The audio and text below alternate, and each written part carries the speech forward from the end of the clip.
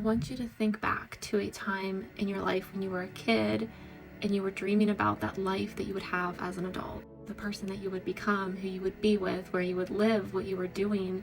You were building this little dream life that you couldn't wait to make come true. And then things changed. You got diagnosed with a chronic illness, and it feels like that dream came crumbling down. That is chronic illness grief, and we are going to cover that today. Today is day 29 of Lupus Awareness Month, and today we are covering grief. This is not a funny video or uplifting of any kind. I have a lot of those in my previous videos that you are welcome to watch, but today is hard. And I will just put this out there. This is a very fitting topic for me today because lately it has not been great at all. So this may be hard, but I'm going to do my best. Grief over chronic illness is a very real thing, and I feel like it's not very openly talked about. We may complain about the physical symptoms a whole lot, but we don't necessarily complain about the grief that it causes us even after years. It's about losing the version of yourself that you thought you would be.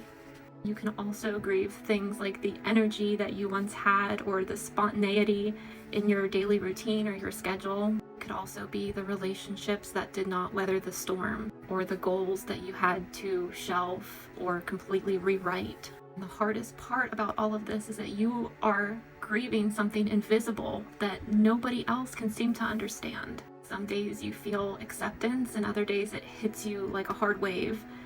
And for me, I feel like most of the time I have a pretty good grip on things, but then when something happens and it brings me back to that dark, isolating stage. And I will tell you, this is being human. It is not being dramatic, it's not being out of line or blowing things out of proportion at all. You are mourning a major life change that you never asked for. And that's just as real as any other type of grief. You can go through stages of anger and sadness and resentment and denial, and then eventually some form of acceptance. Acceptance doesn't happen overnight. Even after 10 years of having this, there are still days that I really just can't believe it. You can't necessarily change what has happened to you, but you can build a little toolkit of the things that can help. So real quick, here are just a few handful of things that can help towards some of that healing. Don't suppress your grief. You want to get those feelings out and embrace it. Finding community is very helpful. Journaling or creating. I love to do this with art. If I have that anger, that picture in my head, I will get it down on paper and it feels good. You can always seek a therapist if you find that helpful, and you can rebuild your dreams. Not everything is lost. And the dreams that you did have, they can still happen. It's just preparing a little bit differently.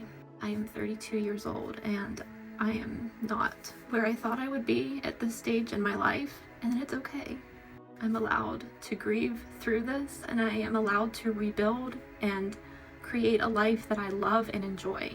So that dream life that you had as a child, maybe it didn't quite turn out the way that you imagined it. But there is still beauty in this version too.